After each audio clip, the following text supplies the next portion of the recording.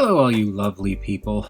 Welcome to another enhanced edition where this time I've done a little bit more work to a Tobot, and that is, as you can clearly see by both what's in front of me and the title of the video, Tobot V Classic. Because I absolutely love the figure and so kind of feel compelled to do anything I can to make it even more awesome. In this case, what I did was pretty straightforward, so I'm not going to be going into a ton of detail, but it was definitely an involved project. Now, if you can't tell what I did, that's kind of the point, I guess. Kind of a good thing. Because what I did was I painted over all of the yellow plastic on this guy, or almost all of it, with gold. The easiest way to tell is a lot of parts on him were this yellow color, the same color as the lance. I debated about whether or not I wanted to paint the lance, but I kind of don't like this accessory. I find it annoying, so I figured why bother. But yes, this is the yellow sort of pseudo-gold plastic that they used for a lot of details on this guy. But you really can't see it anywhere on him because I repainted it all. In fact, the only places where you can really see that yellow color are on the inside of this collar here and that little clip in there, because it's stuff that really doesn't matter. Oh, and also the insides of these wheel wells. So let me get this stuff off to the side and let's just talk about the painting real quick. I essentially had to disassemble this guy. Not entirely, but all of the bits that were in yellow plastic, these little lights here, the headlights, the bumpers, the wheel bits here, the side mirrors here, the rear lights here, all of this rear fender stuff here, and then the rear bit of the trunk here, all of that yellow plastic, I had to disassemble those specific parts in order to paint them, because I didn't want to risk trying to keep things super clean and risk painting onto the black plastic or anything. So I just disassembled the bits that I could, popped the parts out, painted them by hand because I don't have spray paint, I don't have a place to spray paint. So I painted them by hand, waited for them to dry. For the most part, I got a little impatient in a couple of places, as you could probably see back here, because there's a little bit of a fingerprint there that I need to go over again. But after doing all of that and replacing the yellow plastic, I absolutely love the way this thing looks. It's so spangly and shiny. The thing that is unfortunate is the gold paint that they used on the figure already does not match the gold paint that I have here. You can see that this is a slightly more kind of yellowy, almost slightly more coppery looking next to the gold here. But I feel like it matches well enough, and you're probably not going to notice it unless you're really looking for it. Even then, having two tones of gold I think is fine. It's this plastic that I don't think really matched with it. As you can see that it's a much bigger difference between this and this. So yeah, that is a vast improvement in my mind.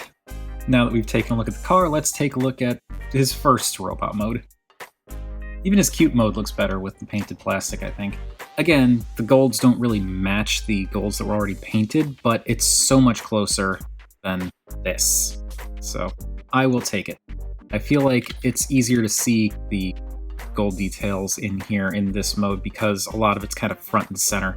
I like it. I still think that this mode is, it's definitely the weakest of his three modes, but I don't know, it's cute. I like it. There's something charming about it. Alright, on to the big robot mode. And of course, as expected, Tobot V Classic's robot mode, full robot mode, also looks great. It's a great robot mode to begin with. It's a great figure to begin with, but I really do like how more complete, I guess, it looks with the actual gold instead of that yellow plastic.